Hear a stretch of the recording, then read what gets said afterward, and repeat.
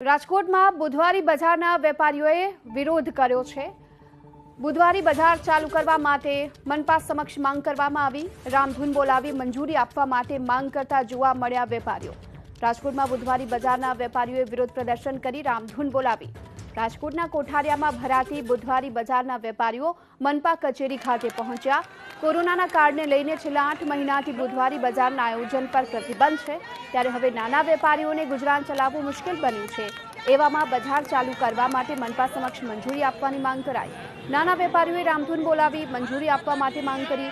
મોટી સંખ્યામાં વેપારીઓ રજૂઆત માટે પહોંચતા સોશિયલ ડિસ્ટન્સનો સત્યાનાશ પડ્યો। કેટલાક લોકો તો માસ્ક વગર જોવા મળ્યા।